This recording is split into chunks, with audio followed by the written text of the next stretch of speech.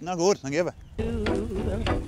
What I do, what I do, da da do, da da do. Goeie jong. Wij komen hier maar de eerlijkste Ajax van Braas met een bezijn hoedje. 10 voor 3 euro. Ik pak even een bakje van saai. Je zit ik al een stekker bij hem en ik heb me daar onder de haren. Succes! Hoi, dat wist al. Ja. Nee. Wat voor route ga je hem? 18? Dit is de jaarlijkse traditionele Ajax van de muziekvereniging de Bezijn Hoortjerk. Al 40 jaar achter elkaar dat we proberen in het waren 13.000 tot 15.000 dagen te verkeerpen om de clubkast wat te spekken. Jongen. En ik ging namelijk, dit is de oorkomen. Nou. Wat ik jij naar een bosje blom namens de bezijn reed. We zijn weer geweldig, man.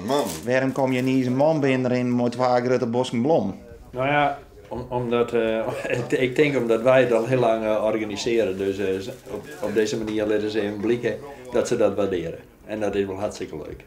Helemaal net verwachten, maar wel leuk. Het ging het hoeden, maar het is wel fijn. Ja. Want hoe lang ben je al belutsen bij deze actie? Van het begin. Ja. Omdat we toen beide muzikant waren bij de muziekvereniging. We zijn beide lid van het korps. Dus we gaan van het begin gewoon maar aan show. Ja, mij en Ron. En ik zit eigenlijk ook al vanaf het begin in de organisatie.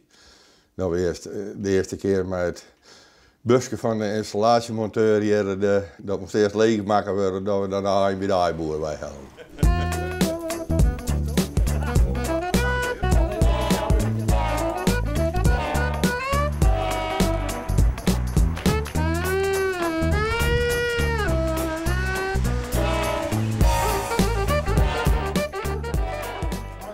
Vierde keer leende we in elk geval de laptop net en het Excel-bestandje net, waarbij het alles voor het optellen wordt en regelen wordt. De heeltelmachine weer direct net. De heeltelmachine weer direct. Nee, dat komt. Oh.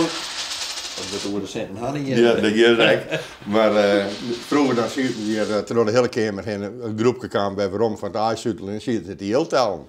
En dan moesten wij zeggen hoeveel aaien ze verkochten en hoeveel centen ze ongeveer verdienen. En dat waren dan telt en als het wat klappen dan weer klaar. Ja, ik ben met aaien. En boervrouw. Goeie jongen. Moest ik nog wat aaien, hè? Ja, maar dat kijk nou net echt onderuit, hè? Ik ken dat wel, hè? Hoeveel maar zei, jongen. Oh, doe ze alle jammer. En hoe wichtig is deze actie nou voor je vereniging?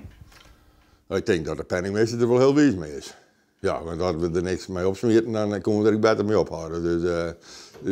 Dus ze rennen ik al hier, zeggen ze altijd, eerst zullen wat ze doen om te rennen, maar nou, dat is even toch een mooie actie en smiet ik aardig op. Dus dat is, daar heb ik de drill voor werkt om die.